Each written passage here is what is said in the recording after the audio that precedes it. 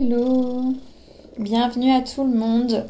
Bella et moi, nous vous accueillons pour le 19e live de Pitchmaster.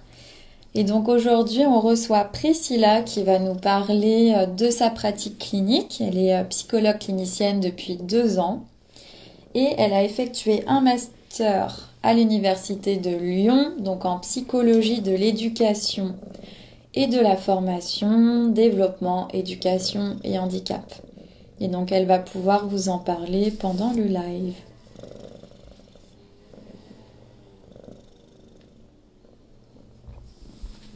Alors on va attendre que tout le monde se connecte, on va attendre quelques minutes, que tout le monde puisse nous rejoindre. Hop, comme ça, moi je prends le temps d'accepter Priscilla.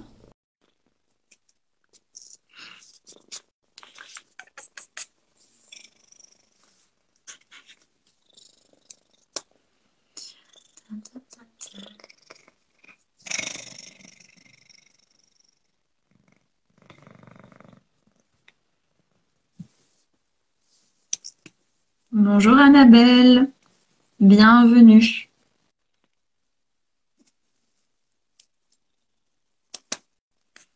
Alors Annabelle, tu peux nous dire dans quel master, enfin ou dans quelle année et université tu es? Bonjour Priscilla, bienvenue. Alors, je vois juste si je t'entends bien. Vas-y. Tu m'entends? C'est bon? Oui, c'est bon, c'est parfait. Bon, super. Super. Alors, qui se connecte? Bonjour Loane, rebonjour. Bonjour Douniazar. Voilà, n'hésitez pas à vous présenter les filles qui viennent de nous rejoindre. Dites-nous en quelle année vous êtes, dans quelle université. Voilà, on a aussi X. Alors là, j'arrive pas du tout à lire le pseudo, je suis désolée. Mais qui t'avait posé une question, Priscilla, donc on va pouvoir y répondre aussi tranquillement. J'avais renoté, tu sais, sa question que je t'avais envoyée en off. Ok. Voilà. Bonjour Marion. Voilà, dites-nous un peu en quelle année vous êtes, quelle fac. Hop, moi j'ai Bella qui me fait plein de câlins en attendant. Comment vas-tu? Eh ben ça va et toi? Ah, il y en a une qui vient du Ça master va 2. bien. Oui, du coup c'est le même master que toi alors. Super. Eh ben voilà, c'est elle aussi effectivement qui t'avait envoyé la question. Hmm. D'accord. Donc il y a X, j'arrive pas à dire ton pseudo, qui a dit bonjour, je suis en M1PF à Lyon 2. Voilà, top. Ok. Donc pour te rappeler, Priscilla, en fait, moi je vais lire les questions. Donc comme ça, tu peux parler tranquillement. Et après, voilà, après je peux compléter un petit peu ce que tu dis. S'il y a des choses que j'ai envie de nuancer ou juste d'ajouter, voilà, je le ferai Très bien. en même temps. Et puis, bah, je vais te poser des questions. J'ai toujours plein de questions. Donc voilà, super. Et j'en ai profité pour te présenter un petit peu avant sur le début. Et donc pour rappeler, pour Pitchmaster, en 2 mots, en fait, c'est donc une entreprise de coaching que j'ai créée en février 2021, quand j'étais encore étudiante en psychologie. Et en gros, c'est une entreprise qui vise à pouvoir aider les étudiants qui sont en psychologie à pouvoir réussir leur cursus universitaire et plus particulièrement la sélection. Donc, qui, D'accord. comme tu le sais, est très compliqué à passer. Et en fait, l'idée, voilà, c'est de donner des clés aux étudiants ben, pour qu'ils puissent se sentir bien et épanouis pendant leur cursus et de pouvoir ben, réussir ce qu'ils ont envie de réussir.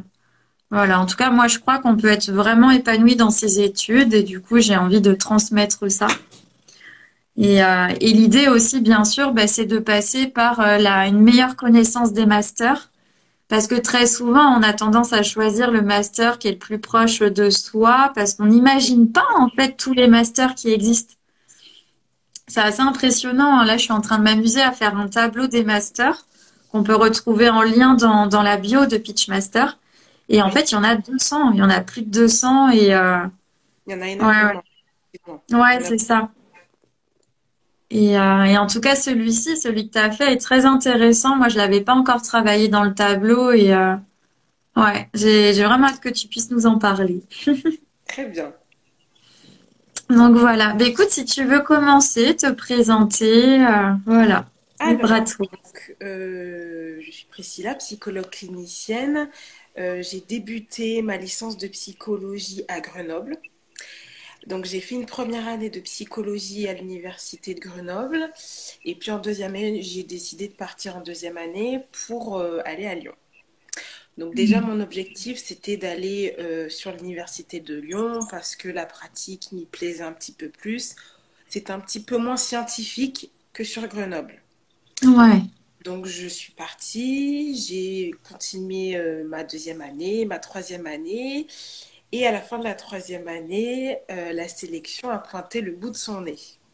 Hmm, En sachant que c'était la première année, on a été un petit peu mise dans le bain sans trop le vouloir. Donc, c'est ça. Hmm. on va dire que j'ai eu beaucoup de chance parce que le master que j'ai choisi, donc le master PEF, psychologie, d'éducation et de la formation, venait à peine de se créer. Hmm. Auparavant, il avait un tout autre nom, je crois que c'était le master santé ou quelque chose comme ça, et ils l'ont complètement enlevé et ils ont créé ce master PEF. Donc c'était la première année à la fois de la sélection et à la fois de ce master. Ouais, ok. Waouh, Donc beaucoup de nouveautés, hein. voilà, beaucoup de nouveautés. Donc moi, je suis tombée sur cette fameuse plaquette qui expliquait un petit peu comment allait fonctionner ce master. Hmm. Donc j'ai postulé. Je vais être honnête avec toutes les personnes qui nous Oui. regardent. Je n'ai postulé qu'à ce master. Je connais cette technique. Je n'ai postulé qu'à ce master parce que déjà, tu l'as toi-même dit, moi, j'avais pas forcément envie d'aller ailleurs. Hmm. Sincèrement, je voulais rester sur la région lyonnaise. Les autres masters ne me plaisaient pas forcément et il y avait uniquement lui vraiment qui me parlait et où je sentais que j'allais peut-être être épanouie dans ma pratique future. Donc j'ai postulé. J'ai été prise. Il y avait à peu près une trentaine de places. Je crois que Hmm. c'est toujours le cas à l'heure actuelle. Et j'ai débuté ce master en psychologie, d'éducation et de la formation. Donc, pour la première année, on a revu en tout cas des éléments qu'on avait déjà vus en licence, mais beaucoup plus approfondis. On a eu des intervenants vraiment spécifiques parce qu'il y a de la formation. La formation, on l'a fait beaucoup plus en Master 2 qu'en Master 1. Mais c'est vraiment un parcours qui est très intéressant parce qu'il est tourné, que ce soit sur l'enfant, sur l'adolescent, mais nous, on ne nous a jamais fermé les portes à aller vers des stages vers la personne âgée ou vers les personnes adultes. Hmm. Même si Super. c'est un master développement et qu'on est beaucoup plus axé sur l'enfance, et que oui, avec ce master, on sera beaucoup plus amené à travailler dans le monde de la petite enfance ou au niveau scolaire, à devenir psychologue scolaire, mais il ne faut pas s'enfermer.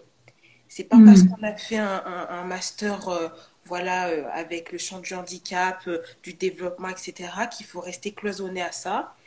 On a un apport qui est quand même, je trouve, bien chargé et on peut se permettre d'aller voir un petit peu ailleurs. Hmm. Après, au niveau de la première année, de mon souvenir, voilà, on a fait un stage de 200 heures. En deuxième année, c'est 400 heures, mais 200 heures dans un stage et 200 heures dans un autre stage. Donc en Master 2, il y a deux stages dans deux structures différentes. Ok, d'accord, c'est intéressant, ça varie au moins. Ça permet Voilà, de varier un peu les lieux de stage et de bien s'ouvrir. Hmm. exactement. Donc ce qui s'est passé, c'est que pour mon premier stage en Master 1, je me suis préoccupée, j'avais envie de découvrir le secteur de l'enfant, mais plus dans le lien avec le champ du handicap. Donc je suis allée auprès d'enfants dans une école atteinte du spectre autistique, donc d'enfants Hmm. autistes.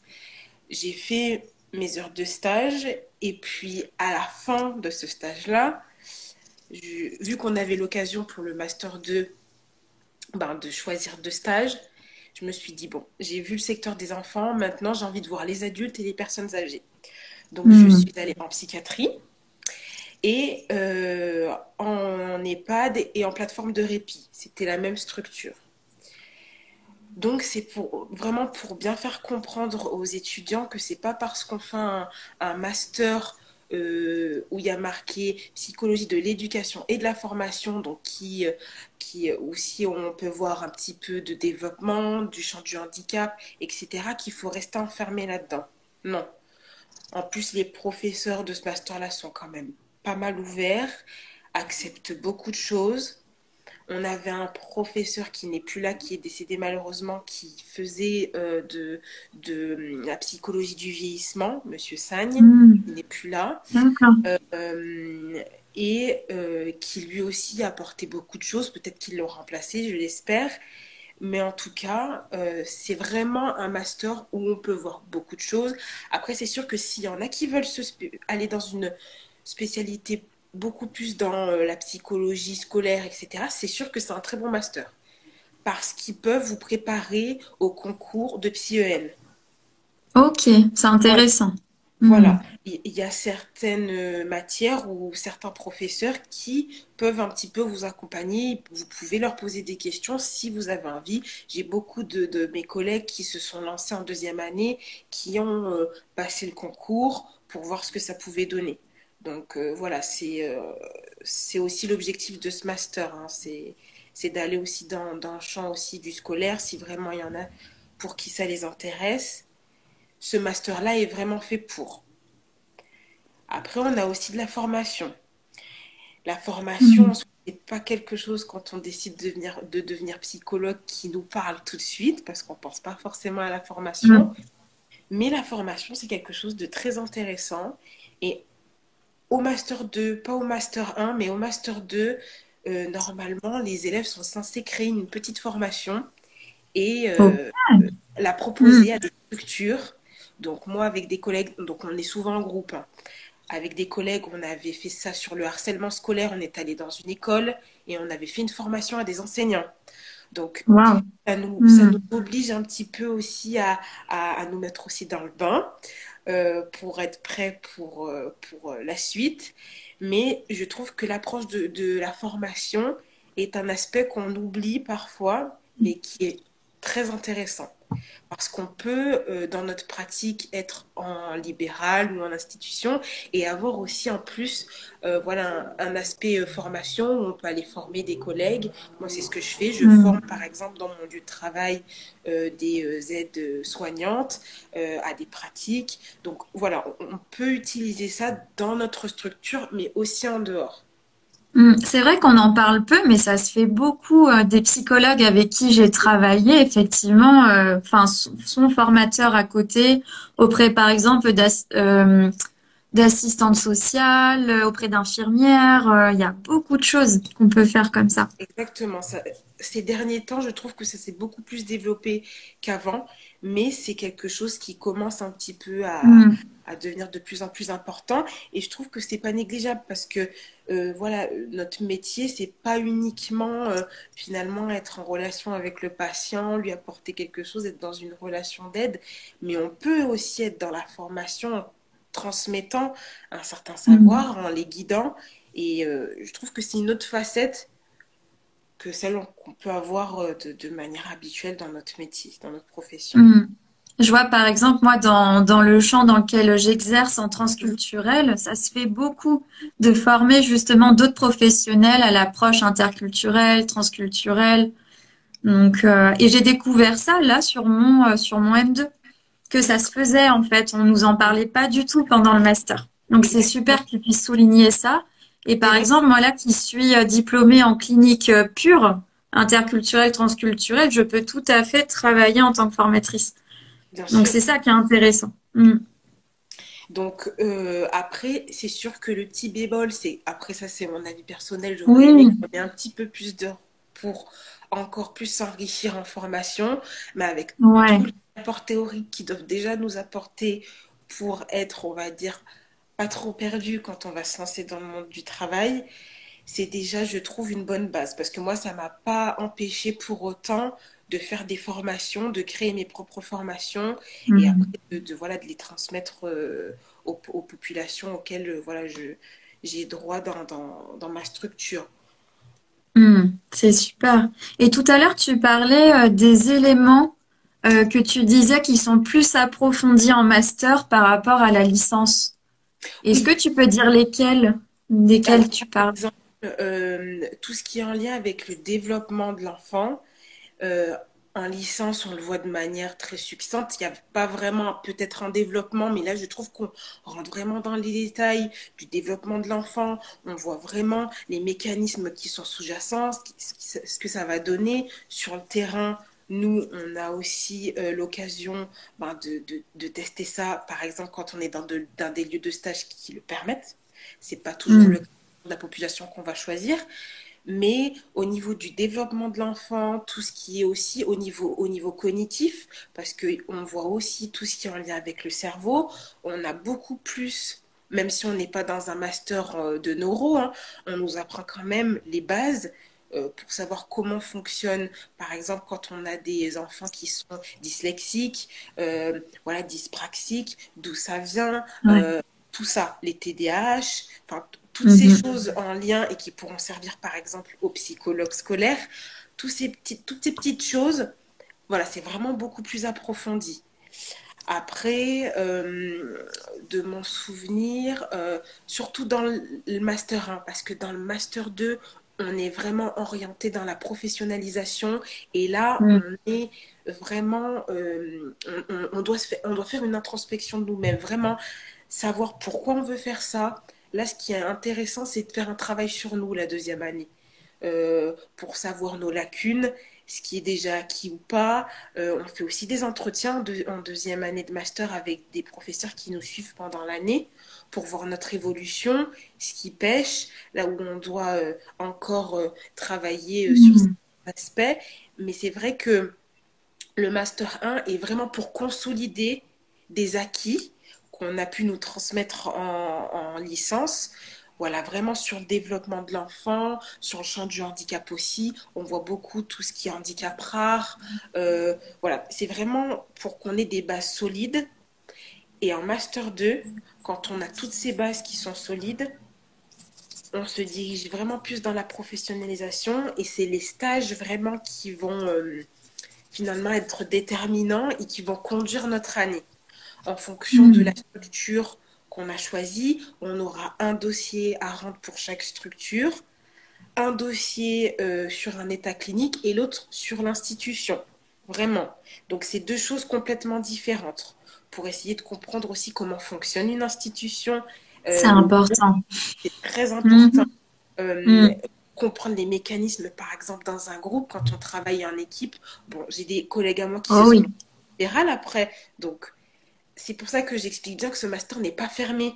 C'est pas parce qu'on a Hmm. fait un master de clinique on se dit clinique, allez hop, on se retourne vers du libéral. Non, j'ai plein de collègues qui se sont tournés vers du libéral et elles s'en sortent très bien. Et il n'y a Hmm. aucun souci pour ça. Et c'est vrai que souvent on cloisonne les choses et les étudiants ont un petit Ouais. peu peur de se tromper. Et je pense qu'à partir du moment où on a trouvé le master dans lequel on s'épanouit, où on apprend des choses, ça ne nous empêche pas de nous former après. Je pense que de toute manière, Hmm. on se formera toute notre vie dans ce métier. Ça n'arrêtera Ouais. jamais. Mais c'est pas parce qu'on n'a pas toutes les bases qu'on peut pas se former déjà sur le terrain et puis après en formation en interne, en externe, etc. Mais Hmm. vraiment pour ce master-là, la première année, c'est consolidation des acquis. Et pour ceux qui viennent d'autres masters aussi, de d'autres universités, parce que j'avais beaucoup Ouais. de collègues qui ne venaient pas de Lyon 2 et qui avaient fait leur licence ailleurs, souvent, on le dit, Lyon, c'est connu pour être vraiment une ville où la canalise, on va dire, est très importante. Et c'est vrai que quand j'ai des collègues qui venaient de Toulouse, de Paris et d'ailleurs, c'est sûr que ça les a changés. Et je pense que c'est important d'avoir eu cette année où on reconsolide tous les acquis pour qu'ils partent sur les mêmes bases que nous. Parce que nous, il y avait beaucoup de choses qu'on avait déjà vues, parce que certains profs qu'on avait eus en En licence, licence. en Ouais. master, donc Hmm. revu un petit peu des choses qu'on avait déjà vues avec eux. Mais c'est vrai que pour le coup, c'est bien de revoir un petit peu tout parce que il y a beaucoup de choses qu'on ne revoit plus du tout. Euh, Oui, qu'on oublie et ça fait du bien de le revoir expliquer un peu différemment aussi, c'est avec ça. plus finalement de maturité aussi hein, dans les études. Et... Ouais. Ça fait beaucoup de choses. Et comment tu t'es sentie au niveau charge de travail sur le M1, le M2? Alors, au niveau de la charge de travail, il faut savoir que j'ai toujours travaillé, moi, pendant mes études. Donc, j'avais à la fois les études, le Mhm. stage et mon boulot le Ouais. week-end. Donc, forcément, ça demande de l'organisation. Mais ça va paraître un petit peu bizarre ce que je vais dire, mais je, Vas-y, je- on est entre nous. je trouve que plus j'ai avancé dans les années, et moins j'ai trouvé ça, on va dire que je l'ai moins subi. Hmm. J'ai réussi finalement à prendre plus de plaisir parce qu'après on arrivait aussi en dernière année à une phase beaucoup plus professionnalisante. On nous prenait beaucoup plus pour des futurs psychologues que des étudiants. On n'avait plus du tout la Hmm. même posture. C'est Donc agréable, ça voilà, là. c'était Ouais. agréable. Donc on n'était Hmm. plus là à nous finalement à nous fliquer et à surveiller nos moindres faits et Ouais. gestes. On était là pour nous accompagner comme si voilà, on était des futurs collègues. Vraiment Hmm. dans et C'est moi ça. j'ai trouvé que finalement les 2 dernières années, après c'est peut-être parce que j'étais dans un groupe, dans une promotion où on s'entraidait énormément, où il y avait une bonne Super. dynamique de groupe, donc peut-être que ça a beaucoup joué, je pense. Hmm. J'ai trouvé ça moins dur quand même parce que j'ai réussi, je pense, avec le temps à m'organiser. La Ouais. licence ça a été plus difficile, surtout la première année, ça on se le cache pas. Hmm. Voilà, il faut savoir s'organiser, etc. Mais moi, j'ai trouvé ça à partir du moment où on trouve notre bateau de croisière, je dirais, on arrive à s'organiser et à trouver une certaine stabilité. Après, oui, il y a plus de boulot parce qu'il y a des dossiers à rendre. On a aussi notre mémoire de recherche à Hmm. faire en parallèle. Donc, c'est sûr que ça fait beaucoup de choses. Mais pour le coup, à choisir entre les 2 années, je dirais que j'ai préféré mon Master 2. Ouais. Le côté professionnalisant, prête à entrer enfin dans la vie active, ça t'a plu. Hmm. J'ai vraiment préféré le Master 2. Le Master 1 était très bien, mais à choisir, j'ai trouvé que Hmm. la charge était quand même plus lourde au Master 2. Mais de la manière dont c'était présenté et comment je l'ai vécu, j'ai mieux vécu en Master 2 qu'en Master 1. Et pourtant, il y avait plus de boulot. Hmm. Donc, bon, c'est pas. Et comme tu dis, c'est vrai que l'organisation, ça fait tout. Et c'est ça qui est bien, c'est qu'en fait, plus on avance dans les études et mieux on s'organise en règle Exactement. générale. Oui, En règle exactement. générale. Et du coup, donc là, ce que tu disais, en fait, c'est que finalement, tu as une sorte de suivi individuel via un professeur. Mais ça, tu sais que c'est hyper rare. En live, on m'a jamais dit, en général, c'est des groupes de supervision à 10-15 étudiants. Mais c'est génial. Faut aller à Lyon 2. Pour le C'est coup, c'est vrai que ça, c'est un luxe qu'on a, et même nous, on a été étonnés d'apprendre qu'on allait avoir des entretiens individuels avec un prof en particulier. Donc, ils se répartissent. On a deux, trois profs qui se répartissent en nombre d'élèves. Déjà qu'on n'est pas énormément, on est la taille d'une classe ouais, normale. Donc, ils nous voient trois fois dans mon souvenir, au début, au milieu et à la fin c'est super. de l'année pour essayer de discuter. Et là, par contre, c'est vraiment pour nous. C'est un moment Hmm. vraiment où on ne parle pas forcément. On peut parler de nos lieux de stage, mais on peut aussi parler de choses personnelles. S'il y a des choses Hmm. voilà, qu'on a traversées qui n'étaient pas forcément évidentes, là, on est vraiment là pour aussi faire un travail sur nous-mêmes, pour grandir aussi, parce que Mhm. on va quand même avoir des patients voilà, qui seront là et qui vont venir nous consulter. Donc, il faut quand même qu'on Hmm. ait évolué, qu'on ait une certaine maturité. Et je pense que d'avoir leur regard aussi, c'est important pour Hmm. nous. Nous, ils nous disent clairement, ils nous donnent comme conseil d'aller faire une petite thérapie avant de commencer. Et c'est vrai qu'ils Ouais. n'ont pas tort. Moi, j'ai Hmm. écouté Je leurs suis conseils, d'accord. j'ai fait, Hmm. et je pense que c'est important parce que déjà, ça nous donne un aspect et une vision de notre métier, mais pas là, on est vraiment dans le sens Pas où dans le c'est deux théorique, dans le voilà, vécu en tant que patient, en fait. Ouais, exactement. On est dans l'autre position, une position finalement qu'on oublie parce que nous, on est juste dans la position du psychologue, on reste ouais. figé là-dessus. Et là, quand on est dans cette position de patient, on se dit, ah, c'est ça que mes patients vont vivre en fait. Et voilà.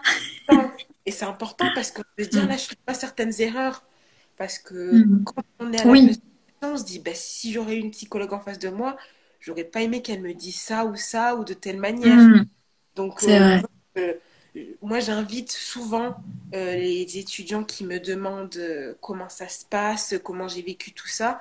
Moi, je les incite fortement, si ils ont la chance et financièrement s'ils le peuvent, Ouais. que moi, quand Mm. j'y vais, à l'époque, il n'y avait pas toutes ces histoires de remboursement par la C'est ça. mutuelle, etc. C'était on paie de sa poche et puis c'est tout. Mais après, voilà, c'est un investissement Mm. personnel, on fait comme on a envie. Mais je trouve que c'est un plus. Et Mm. pour revenir Complètement. Et pour revenir à ces petits entretiens individuels, c'est vrai que moi, tous les autres masters sur Lyon 2, non, il y a pas d'autres masters où d'autres collègues nous ont fait part d'entretiens individuels Mm. comme ça, où ils ont la chance d'échanger avec un Ouais. étudiant. Ah ouais, là, t'es mon 19e live.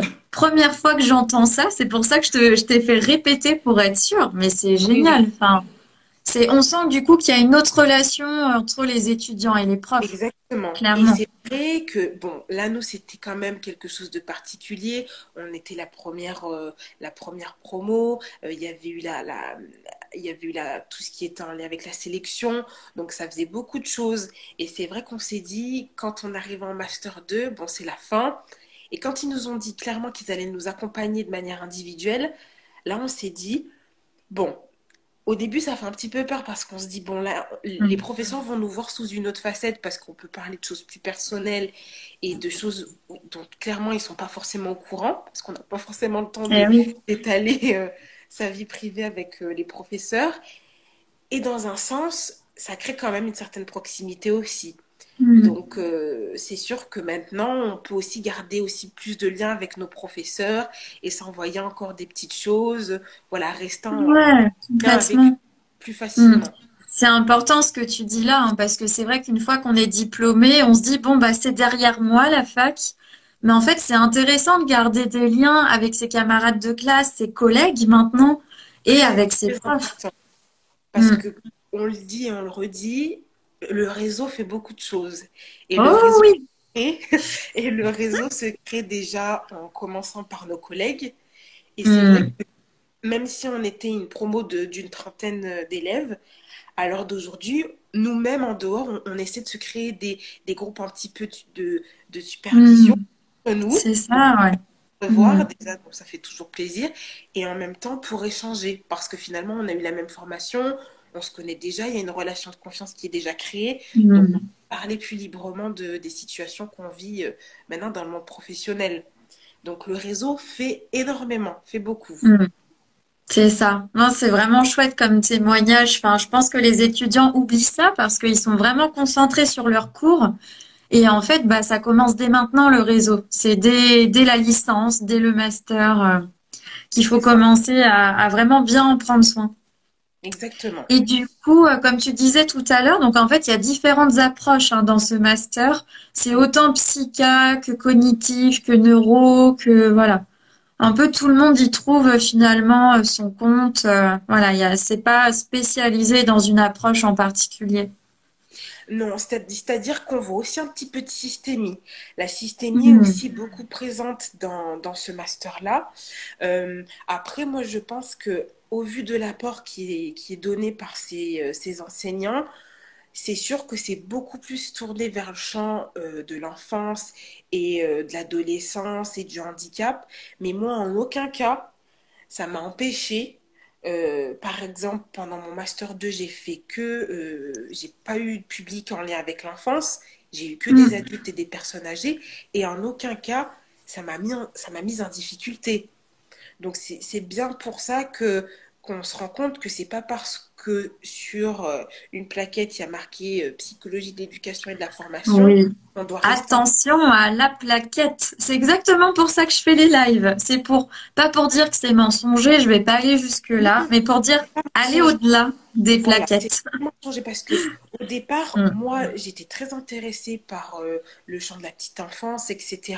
Donc, je me suis lancée là-dedans parce que voilà, ça répondait aussi à mes attentes et à mes besoins. Mais au fur et à mesure, je me suis rendu compte qu'en fait, c'était pas si cloisonné que ça. D'accord, on me Mm. parlait d'enfants et d'adolescents et du champ du handicap, mais après, ces enfants-là et ces adolescents vont devenir adultes et à la fin seront des personnes âgées aussi. Donc, Eh oui. ça n'empêche qu'on peut utiliser certaines théories qu'on a vues et même après, vraiment aller dans la recherche et nous-mêmes faire nos propres investigations, hein. Et après, Mhm. ça, au contraire, ça nous forme et ça nous donne encore plus de travail, c'est sûr, mais c'est plus enrichissant aussi. Et Ouais. j'ai beaucoup de mes collègues qui, en Master 2, ont fait des stages en EHPAD, ont fait des stages auprès, par exemple, de publics adultes, mais en situation de handicap, mais pas des ados ni des enfants. Mhm. Voilà, il faut pas rester enfermé. Déjà que c'est pas évident de trouver des stages, il faut être, Oui. voilà, sincère. Faut être Ça, honnête là-dessus. Ouais. voilà.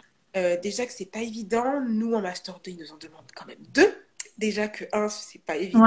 c'est énorme, hein. Deux, 400 heures, ouais, en M2 pour vous. Mm. voilà, donc ça demande quand même deux stages différents. Donc ils sont pas fermés et en plus de ça, on a souvent des enseignants qui sont de bords différents et que ce soit pour le mémoire de recherche, parce que pour le mémoire de recherche, c'est pareil, on n'est pas obligé de rester sur une population, sur les enfants, sur les ados ou sur les personnes en situation de handicap. Non, on peut aller chercher sur des étudiants, sur des adultes, sur... Voilà, Mm. le mémoire, c'est encore autre chose et je pense qu'il faut se faire plaisir. Déjà que c'est Mm. un boulot qui est assez important de mémoire, au mieux y Ouais. trouver un petit peu de plaisir, parce que si on le Et subit, donc du coup, au niveau du mémoire, donc ça a lieu en M2 et pas en M1, c'est ça? M1 aussi, on a le mémoire en M1 et on a le mémoire en M2. Ce qu'il faut savoir, c'est qu'on peut faire une suite logique, c'est-à-dire que on peut commencer un mémoire en M1 et le continuer au M2, mais on n'est pas obligé. Mm. On peut faire deux mémoires complètement différents. Moi, j'avais fait un mémoire sur la même lignée. Sur la première année, j'avais fait sur les enfants à haut potentiel. Donc, j'avais interrogé plein d'enfants à haut potentiel sur la notion en fait de la justice parce que c'est une notion qui est très exacerbée Oui. voilà, Ouais. ces enfants-là. Donc j'avais créé, grâce à des petites scénettes que Piaget avait lui-même créées pour des Super. enfants. Donc j'avais repris ça, Mm. j'avais voilà, interrogé des enfants. Donc ça, c'était juste sur un petit échantillon. Et en Master 2, là, j'ai travaillé en collaboration avec une Master 1 parce qu'en fait, j'ai mis en place un dispositif et en fait, bah, la chargée de recherche, donc l'enseignante, m'a proposé bah, de prendre en collaboration une M1 qui voulait elle aussi Waouh. travailler Mm. sur les enfants au potentiel. Et donc, on a mis en place un dispositif dans une école d'enfants au Mm. potentiel sur la région lyonnaise où on a fait en fait des forums en fait. Un petit peu de théâtre forum et Oui, c'est sur... ça, les théâtres forums. Ok. Voilà, Est-ce que tu théâtre. peux expliquer un petit peu ce que c'est? Moi, je connais, mais c'est vrai que c'est super comme Alors là, le outil. théâtre Donc, forum, nous, l'objectif, c'était toujours tourner un petit peu sur voilà, la notion de justice, mais on voulait vraiment les mettre en scène. Donc, on avait mm. un public de spectateurs, donc c'était une même classe, hein, avec un petit échantillon aussi. C'était une même classe où on leur a donné plusieurs petites scénettes à jouer. Et il y avait une fois, c'était un certain groupe qui observait leurs camarades, et puis après, on tournait. Mm. On tournait et c'était ceux qui avaient observé qui regardaient et ils devaient commenter en fait. Ils devaient commenter et nous, entre-temps, on leur a fait passer un questionnaire avant et à la Ouais. fin, pour voir l'impact finalement de ces théâtres forums, pour voir si ça les a aidés à comprendre pourquoi voilà, cette question de justice est un petit peu Mm. difficile à traiter pour eux. Voilà, à chaque fin de petites scénettes, on leur donnait un questionnaire à répondre pour savoir ce qu'ils ont ressenti, etc. Et donc le mémoire s'est porté vraiment sur ça. Et donc moi j'ai carrément fait voilà une continuité. Mais j'ai des collègues qui ont fait sur deux publics complètement différents, Mm. sur le Master 1 et le Master 2. Et ça ne pose aucun problème.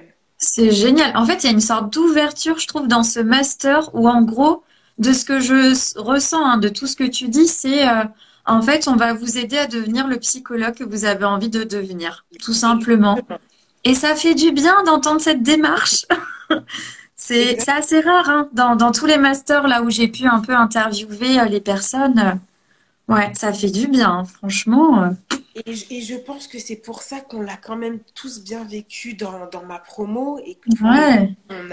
on garde beaucoup de liens et beaucoup de liens aussi avec les enseignants parce que ils nous ont aussi amené cette manière de voir le métier avec Mm. une certaine ouverture d'esprit et on s'est jamais dit non, on ne pourra pas aller voir tel type de stratégie Mm. thérapeutique parce qu'on ne l'a pas vu en cours. Non, d'accord, on a eu un apport qui est super et qui nous aide pour ensuite, suivant quel type de structure on va choisir.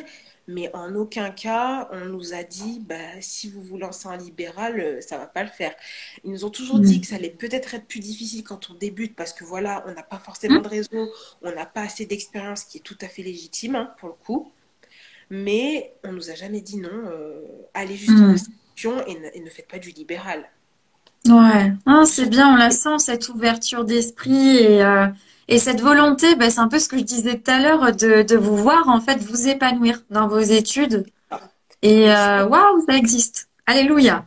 Je pense que c'est très, très, très intéressant et ça nous aide, nous aussi, déjà, à prendre goût à Mm. notre métier et à se Ouais. dire, bon, c'est comme ça qu'on va le vivre. euh, quel psychologue je veux être? Et il y avait beaucoup, là, on était vraiment dans le positionnement en deuxième année.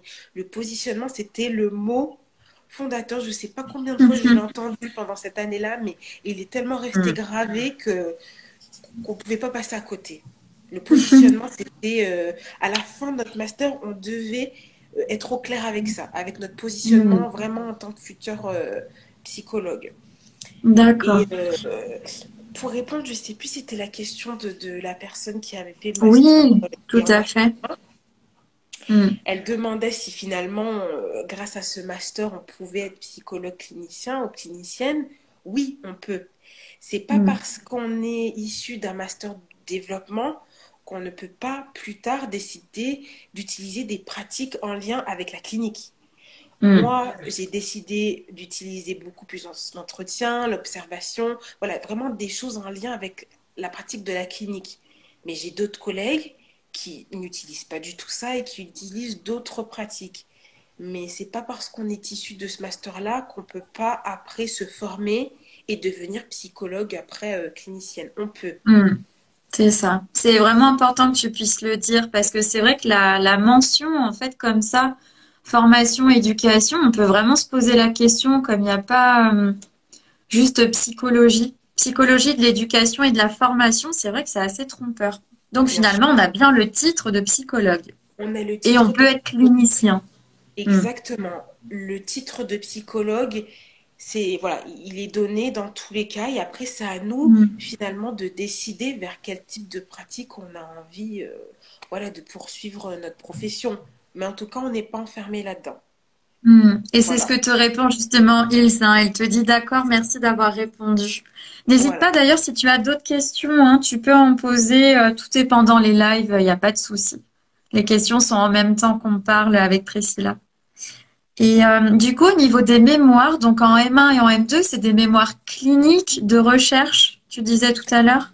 Alors, c'est des mémoires de recherche où, Hmm. on va finalement, comme je vous expliquais tout à l'heure, moi j'ai mis en place, au départ c'était juste des questionnaires avec la passation voilà, des petites scénettes, etc. Mais toujours dans la recherche parce que là ils sont dans une optique où, enfin en tout cas nous quand on l'avait fait, c'était vraiment avoir des résultats. Après on peut faire sur n'importe quelle forme, que ce soit de l'entretien, que ce soit avec des questionnaires, mais il faut qu'il y ait quand Hmm. même quelque chose à analyser et un but à la fin. La réponse à notre question finalement, notre question de Hmm. recherche. Il faut répondre à un questionnement. Pour la deuxième année, bon après, là entre-temps, il y a le Covid qui a pointé le bout de son nez, mais Ah oui. nous, on a Hmm. eu la chance de présenter nos mémoires de recherche en M2. On les a présentées lors d'une journée. C'était une journée qui Mhm. était dédiée en fait aux mémoires de recherche bah, des étudiants Super. de master 2 de PEV. Donc on avait un amphithéâtre pour nous où le matin, en fait, c'était une journée dédiée où le matin, on avait des intervenants voilà, qui étaient là pour présenter des thématiques. Et l'après-midi, elle était dédiée juste à nos oraux, donc des oraux bien entendu notés. Mais Ouh, le stress. oui, et donc on pouvait inviter nos familles, etc. Ah, c'est bien. Un peu comme une pré-thèse, un C'est peu ce ça. truc-là. Mm. Et ce qui s'est passé, c'est qu'on a pu présenter déjà nos mémoires de recherche et on avait des questions bah, des professeurs qui nous ont suivis, etc. Bon, je pense que malheureusement, avec ce qui s'est passé dernièrement, ils n'ont pas eu la chance de le faire. J'espère que cette année, Ouais. les Master 2 auront cette chance parce que c'est vrai que c'est encore une fois, ça nous forme. Par exemple, pour Mm. la formation, ça aide d'être face à un public, de, voilà, de transmettre des choses, ça nous met déjà dans le bain. Et je Mm. pense que le fait de nous prendre vraiment pour des professionnels et pas pour des étudiants, ça change tout. Ça change Ouais. beaucoup de choses. Ouais, complètement. J'aime beaucoup, moi, la manière dont tu parles de ce master. Je trouve qu'il y a vraiment quelque chose de particulier, de très proche, de chaque étudiant. Et oui, il y a un côté un peu où, clairement, enfin, vous êtes réellement accompagné dans votre devenir de psychologue et c'est rassurant, je trouve. Ça renvoie vraiment ça. Et j'ai plein de questions, en fait. Par exemple, toi, la sélection, ça s'est passé comment? Quand tu as fait ton dossier, est-ce qu'il y a eu des éléments un peu particuliers qu'on t'a demandé? Alors, quand on a commencé, déjà, c'est un petit peu le fouillis parce que c'était la première Oui, année. c'était le Un début. petit Mm. peu, voilà, c'est un petit peu le crash test. Donc, nous, on nous avait demandé de m'en souvenir, que je ne dise pas de bêtises, un écrit. Donc c'était une idée de questionnement. Euh, Par exemple, comme on peut faire là pour un mémoire de recherche, juste une petite ébauche d'une question à laquelle on avait envie de répondre et de Mm. commencer à finalement faire quelques petites recherches et de dire comment on a été amené à avoir ce questionnement-là. Donc des fois, voilà, ça pouvait venir de quelque chose qu'on avait vu dans un lieu de stage ou même, je sais pas moi, d'un documentaire, de quelque chose qu'on a vécu de manière personnelle. Voilà. Ouais. Déjà, Donc on par- revient là, en fait. Il voilà, s'intéresse vraiment à votre démarche. Ouais, on en voilà. revient là, même dans la sélection. Même dans la sélection, au départ, Mm. c'était vraiment la démarche, donc le questionnement, pourquoi on se pose cette question de recherche. Et puis après, si on a une idée pour y répondre, donc par exemple déjà citer quelques auteurs qui ont abordé cette Mm. question-là, qu'est-ce qu'ils ont mis voilà, en lien, les personnes qui ont critiqué ça, etc. Et aussi si on avait une idée de dispositif ou de choses à mettre en place pour y répondre. Donc Ouais. vraiment, dans l'idée, vraiment, pour poursuivre ça, peut-être en mémoire de recherche si on est sélectionné au Master 1. Mm. Et après, il y a bon, la fameuse lettre de motivation Mhm. euh, qui était là vraiment tournée sur nous au niveau de notre cursus, au niveau de la licence qu'on a fait, euh, aussi notre vie personnelle, si on a aussi eu un travail entre-temps, ce que ça a pu nous apporter, vraiment se mettre finalement Mm. nous entre guillemets en lumière pour se vendre un petit peu, dire pourquoi on aimerait faire ce Mm. master-là, faire des liens entre ce qu'on a fait en licence et ce qui va se passer en master, vraiment faire du lien. Mm. Je pense que ça, c'est important pour les futurs M1 de faire du lien. Parce que je pense qu'eux, ils voient très loin et ils se disent, bon, si l'étudiant déjà arrive à faire du lien entre ce qu'il a vu en licence et ce qu'il va voir en master, et ils se disent, bon, bah, là, c'est bon. On est déjà dans une démarche où il Mm. y a de la réflexion, où il y a un cheminement qui est présent. Et je pense que ça, c'est important de le faire quand on fait sa lettre de motivation, parce que souvent, on l'oublie. On n'y pense pas forcément, on se Ouais, dit c'est une lettre ça. de Et en motivation. plus de ça, ça permet aussi à soi finalement de faire une sorte d'introspection et de se dire, mais en fait, est-ce que mon profil match avec ce master? Parce qu'il y a C'est pas vrai. mal d'étudiants, moi, que j'ai en coaching et qui me disent, en fait, je suis bloquée, j'arrive pas à l'écrire cette lettre de motivation. Et après, donc, on s'appelle et en fait, ils se rendent compte en me parlant que bah, peut-être qu'ils ont pas tant envie que ça, en fait, d'aller dans ce master parce qu'ils voient pas le lien entre eux et le master. Et c'est important de faire Mm. ce lien-là parce que déjà, ça permet de pas trop perdre de temps parce que si on est sélectionné dans un Ouais. master où finalement il ne plaît pas, bah déjà c'est un peu embêtant parce qu'il faut soit rester dans ce master par Mm. dépit et des années un Mm. peu pour rien, entre guillemets, Et on se bah, décider de démotive. partir.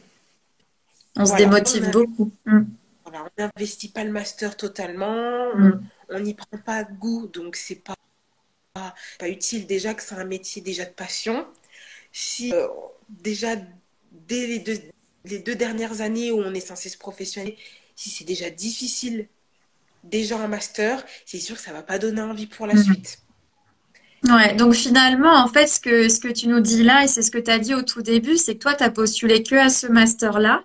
Moi, c'est pareil, hein. Faut savoir que D'accord. malgré tout ce que je dis sur Pitchmaster, je dis souvent ne faites pas comme moi, et je n'ai Et moi, postulé qu'à un seul. je le dis aussi, faut pas faire parce que Donc, j'ai ne fait. faites pas comme nous, mais en fait, c'est qu'il y a une réalité aussi, je pense, derrière ça. Tu me diras si tu partages ce point de vue, mais c'est que quand on sait vraiment ce qu'on veut faire et qu'on est aussi ultra méga motivé pour le master qu'on veut, en fait, on va tout donner dans ça. Et c'est aussi pour contrebalancer les personnes qui ont un énorme syndrome de l'imposteur et qui vont postuler sur 20, 30 masters sans trop réfléchir, sans trop personnaliser. Eh ben oui, ça ne fonctionne pas toujours, en fait, de postuler comme ça. Donc, Exact. vaut mieux cibler réellement des masters. C'est là où on vous dit ne nous écoutez pas en postulant un seul des masters, mais qui réellement vous intéressent, où vous avez à cœur de vouloir y aller. Et ça se ressentira dans vos candidatures. Hmm. Exactement. Parce que je pense qu'à partir du moment, bon là c'est, moi je le Hmm. conseille pas hein, de postuler à un master. J'ai fait ça parce que pour moi c'était celui que je voulais et pas un autre. Donc je Ouais, pense qu'aussi j'ai pareil. été bouchée double pour y arriver. Mais pour le coup, Hmm. s'il y en a plusieurs voilà, qui vous donnent envie, faut pas vous restreindre. Mais après, c'est sûr que de postuler à 20 candidatures, déjà, il y en aura sûrement qui seront bâclées. Parce que déjà que ça demande Hmm. beaucoup d'investissement, Clairement. voilà, de répondre à un master, d'en répondre à Hmm. plusieurs. Je pense que ça demande beaucoup. Ouais, c'est ça. Ouais, il y a un décalage quand tu parles. C'est assez étonnant. Là, c'est bon. Là, je crois qu'on te récupère en temps normal. Par contre, là, j'entends plus ta voix. Ah, Ouais, là, j'ai plus. Ah, là, c'est bon, ça revient. Les aléas du bon, direct.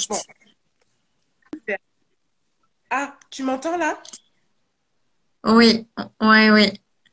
On t'entend, mais c'est juste en décalé un petit peu. Ah, Du coup, on a exactement. dévié. Je sais plus trop quelle était la question de base. Enfin voilà, gros modo, Hmm, la sélection. super. Et du coup, est-ce que tu peux nous parler un petit peu du travail que tu fais maintenant? Comment ça s'est passé ta Par recherche rapport à la d'emploi et sélection.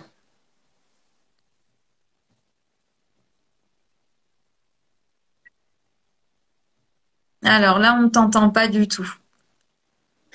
Alors, quand j'ai né Ah, c'est super décalé. mon master 2 en juin, j'ai pas tout de suite.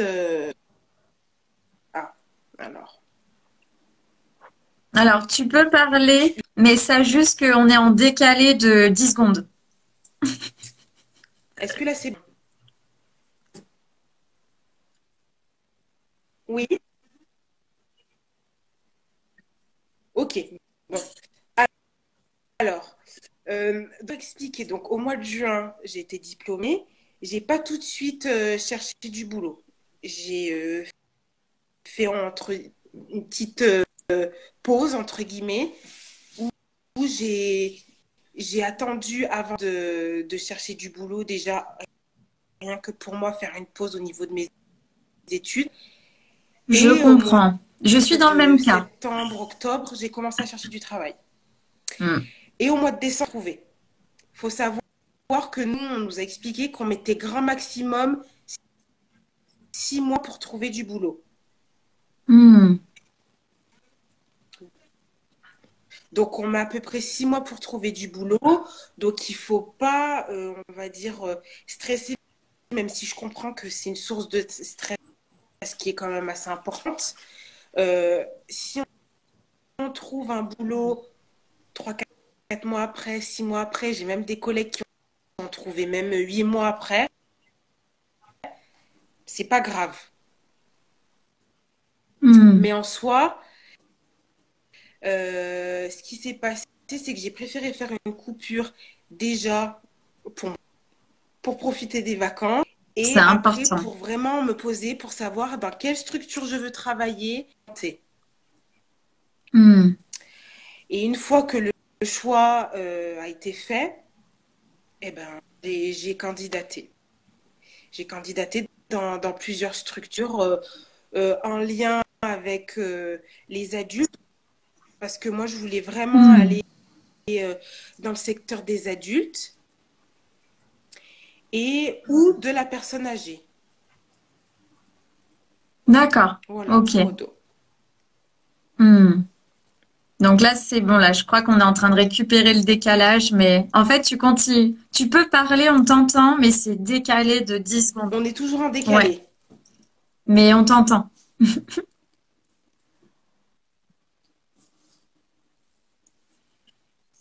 Ah,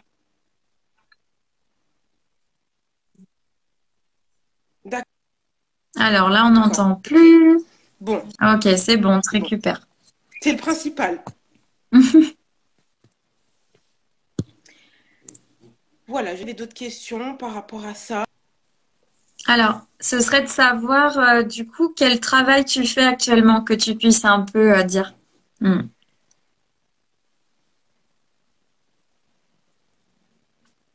Alors là, c'est en D'accord. décalé. Alors, je suis en master, j'ai fait un master donc psychoéducation. Et donc, je me suis dirigée, moi, dans une même structure.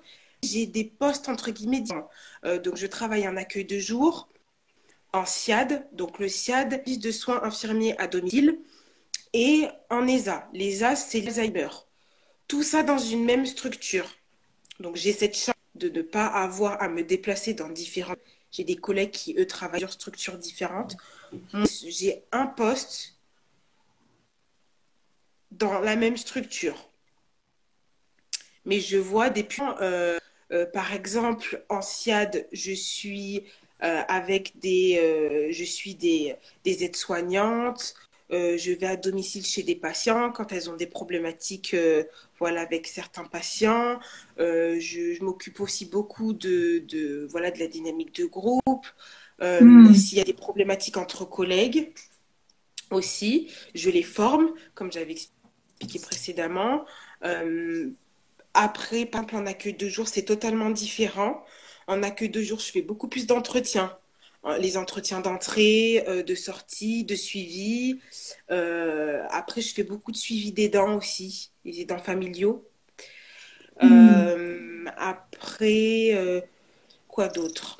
En ESA, en ESA, c'est un petit peu comme en SIAD. Je fais en fait un suivi sur 5 séances. Mes collègues, donc j'ai des psychomotriciennes et des ergothérapeutes qui font, elles, des évaluations quand elles ont un patient.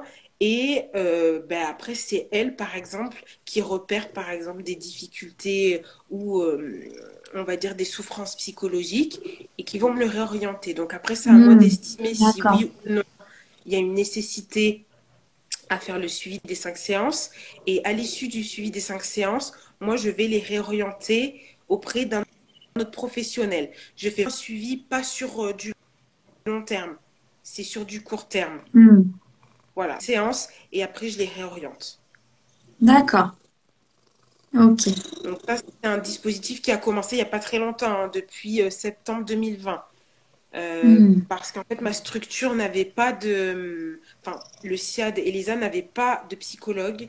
Et donc, on a monté avec la directrice adjointe un appel à projet avec l'ARS pour mettre en Ouais. place une psychologue. Et donc, ils ont débloqué des fonds. Donc là, c'est en expérimentation pour 3 ans. Et puis après, ce sera pérennisé. Hmm. Que C'est les super. collègues aient un suivi. Parce Hmm. que c'est vrai que qui est souvent problématique pour elles, c'est qu'elles sont souvent face à des difficultés à domicile et elles peuvent échanger avec personne. Mm. Elles n'ont pas de, à part quand elles avaient une psychologue qui venait comme ça de temps en temps, une fois tous les 3 mois, mais une psychologue de l'extérieur, Pas mais beaucoup. Ouais. c'est très peu et elles pouvaient pas discuter de ce genre de choses. C'était vraiment pour parler de cas cliniques, voilà, Mm. et pas pour s'épancher sur les difficultés qu'elles ont sur le terrain. Mm. Et du coup, là, tu vois l'intérêt justement d'avoir fait le master que tu as fait par rapport au travail que tu es en train d'effectuer. Mm. Bien sûr, par exemple, vis-à-vis de certains tests que j'ai pu pratiquer dans mon master, il y en Mhm. a certains que j'utilise encore à l'heure d'aujourd'hui, d'autres que je n'utilise plus du tout parce que malheureusement le public ne s'y prête pas, parce que voilà, j'ai Ouais. des adultes et des personnes âgées, donc ça ne me sert pas. Mais rien que par exemple l'entretien, nous, on a eu la chance de faire beaucoup de jeux de rôle en master, de s'entraîner les uns sur les Mm. autres, etc. Super. Et ça aide beaucoup. Là, moi, j'utilise ça de manière, on va dire, continuelle. L'entretien clinique, c'est ce que j'utilise tout le temps. Mm. L'observation, etc. Mais avec le public que j'ai, c'est sûr que l'entretien clinique, que ce soit avec les aidants, les familles, parce que j'ai aussi des familles qui viennent aussi me rencontrer quand elles sont en difficulté, euh, ben, ça aide. Ça aide beaucoup. Et la Mm. formation, pour former Eh par oui, exemple c'est ça. les aides-soignantes, bah, ça m'aide. Dernièrement, j'ai fait aussi une formation quand c'était la journée contre la maladie d'Alzheimer en octobre, le 6 octobre dernier. J'ai fait une formation pour les aidants familiaux. Voilà, donc ça sert aussi à Mm. mettre en place des choses. D'accord. Et du coup, là, tu es à temps plein sur ces deux structures ou comment ça se passe? Alors, ce qui se passe, c'est que sur l'accueil de jour, j'ai à peu près 3 demi-journées. Donc, ça représente, je crois, 20%, parce qu'on parle beaucoup en Mm. pourcentage. Oui, c'est en Euh, pourcentage, oui. voilà. Mm. Et pour l'ESA et le SIAD, donc c'est ensemble, j'ai 50%. Mm. Donc, je suis à 80, même 83. Donc, je dois avoir 23% dans l'accueil de jour. Donc, je suis à 83%. 83%, c'est la première fois que Précisément. j'entends ça. Donc, Ok. précisément, en sachant que maintenant aussi, je travaille aussi le jour où je ne travaillais pas avant. Donc maintenant, je Ouais. suis aussi enseignante vacataire à l'Université de Lyon 2. Donc je donne Super. des cours Mm. aux licences 1, Mm. à la psychologie clinique. Donc, donc Génial. pour dire, je n'ai pas fait un master de clinique, mais je suis à même Voilà. pour donner un C'est cours la de preuve. clinique. C'est la preuve. Voilà. Voilà. Donc là, c'est depuis la rentrée dernière. Là, voilà, je donne des Mm. cours aux licences 1. Mm. D'accord. C'est vraiment chouette. Je trouve qu'il y a une diversité dans ta pratique qui est chouette. En fait, toutes les activités que tu fais, finalement, professionnelles, elles semblent bien se compléter. Oui. C'est, ouais, être très complémentaire aussi. Mm. Et puis, je trouve que ce qui est intéressant, c'est que finalement, c'est pour la même entreprise, mais vu que c'est pas pour les mêmes publics, parce que Mm. en accueil de jour, c'est pour voilà, des personnes atteintes de troubles amnésiques, que ce soit Alzheimer ou d'autres troubles cognitifs, alors qu'en SIAD, ça peut être autant pour des personnes qui ont des scléroses en plaques, comme juste des personnes qui ont pendant un certain temps besoin de soins à domicile parce que, je sais pas, moi, ils se sont foulés le poignet et qu'ils Ouais. ont besoin d'aide pendant un certain temps et que ça va pas à ce moment-là ou voilà, c'est pas que en lien avec de la dépendance. C'est pour ça que c'est intéressant parce que je vois des populations différentes Mm. Ouais, dans c'est une très même riche. structure. Voilà, dans Mm. une même structure. Donc j'ai cette chance que d'autres n'ont pas et qui sont obligés d'aller dans plusieurs structures différentes. Voilà, Mm. d'avoir Oui, deux voilà. postes C'est au même endroit quand même. Et ça te voilà, permet aussi de pas faire des semaines où tu cours dans tous les sens. exactement, en sachant que Effectivement. souvent c'est difficile. Après, moi, je me déplace aussi à domicile, donc j'ai un Mm. aspect que, par exemple, mes collègues n'ont pas, parce que souvent les patients viennent à nous, moi je vais chez eux, donc Mm. voilà, c'est de l'ordre de l'intime, Mm. voilà, il y a d'autres rapports qui s'installent et il y a d'autres mécanismes aussi qui se mettent en jeu, comme je vais directement à leur domicile. Mais c'est bien, c'est une autre manière de Mm. voir le patient, voilà, c'est tout aussi Oui, c'est intéressant. ça. Oui, tu as d'autres indications aussi sur justement ce qui n'est pas dit. Finalement, tu peux aussi voir des choses et essayer de comprendre aussi comment lui les vit. C'est ça. Donc, ça amène d'autres aspects, ouais. Mm, mm. Et ce qui est aussi intéressant, c'est qu'on peut faire du lien. C'est-à-dire que quand j'ai des collègues de l'équipe spécialisée ou même du SIAD qui ont des patients, surtout dans l'équipe spécialisée Alzheimer, qui sont finalement conduites à l'équipe spécialisée Alzheimer grâce au gériatre qui donne une ordonnance. Le médecin donne cette ordonnance à la famille et au patient. Le patient contacte l'équipe spécialisée. Mes collègues font un suivi de 15 séances et dans ces 15 séances, elles font une évaluation, etc. Et il y a des objectifs. Et les Mm. objectifs peuvent être, par exemple, de les amener à aller dans un accueil de jour. Donc, on peut faire du lien. C'est-à-dire que moi, je peux suivre des patients au sein de l'ESA parce que je Mm. suis allée à leur Ouais. domicile et que je leur ai fait faire un suivi de 5 séances à domicile. Et après, je les retrouve, par exemple, s'il y a un besoin qui se fait ressentir d'entrer en accueil de jour, je peux les retrouver à l'accueil de jour. Donc, je peux faire Mm. aussi un suivi. C'est bien, Ah, ça doit être très rassurant aussi, ça, pour ben, déjà les équipes, hein, pour qu'il y ait une c'est sorte ça. de suivi, et aussi pour les familles, et puis pour les Voilà, patients directement, en fait. Mm, exactement. Donc, on peut aussi faire ce lien-là. Et pareil pour le SIAD, parfois, on a des patients qui sont suivis à l'accueil de jour, qui ont le service de soins à domicile, que ce soit des infirmières ou des aides-soignantes. Donc, nous aussi, on peut savoir ce qui se passe à domicile. Quand on se rend compte et on repère que à l'accueil de jour, ça se passe pas bien, si on nous explique qu'à mm, domicile, il y a ça qui s'est passé, ou il y a des difficultés qui se font beaucoup plus sentir à domicile, nous aussi, on peut faire du lien. mm, mm. C'est bien, c'est Donc, on va vraiment intéressant comme fonctionnement institutionnel aussi. C'est à C'est-à-dire, souligner, hein, parce qu'il y a pas mal d'institutions qui fonctionnent pas comme ça non plus. c'est ça. Donc, Donc, c'est pratique parce qu'on peut vite faire du lien et travailler mm. ensemble. Ouais, c'est ça. On arrive sur la fin. Je voulais te demander, qu'est-ce que tu conseillerais du coup à un étudiant de L3, voilà, qui a envie d'intégrer le master que tu as fait, et en même temps, tu peux rappeler l'intitulé si tu l'as en tête, sinon moi je l'ai là. L'intitulé du master, Mm. alors moi, je sais psychologie, enfin, master PEF, psychologie de l'éducation et de la formation. Et en bas, je crois que c'est, oula, C'est développement, développement, éducation et handicap. éducation et handicap, Mm. je crois. Voilà. Ouais, c'est ça. Donc moi, le conseil que je peux leur donner, c'est déjà si possible, mais normalement, on est censé le faire en licence 3, vous faire des stages, parce que c'est Mm. important. Je pense que là, maintenant que la sélection s'est bien ancrée et que voilà, maintenant, on va dire, ça fonctionne pas trop mal, Ouais, on je tente. mets je mets des grosses guillemets, hein, Mm, mm, vraiment d'essayer de faire la différence déjà en ayant fait des stages, même si c'est des petits stages pas très longs, ça va déjà, on va mm. dire, faire la différence avec d'autres élèves. Et après, je pense que c'est important aussi de prendre contact aussi des fois avec des anciens étudiants qui ont fait ces Mm. masters-là. Moi, j'ai eu pas mal d'étudiants sur Facebook parce qu'il y a beaucoup de groupes d'entraide Oui. Mm, par mm. rapport à Oui, sur le groupe L3, M1, Psycho, France entière. Oui, oui, voilà, oui. qui posent des questions sur tel ou tel master.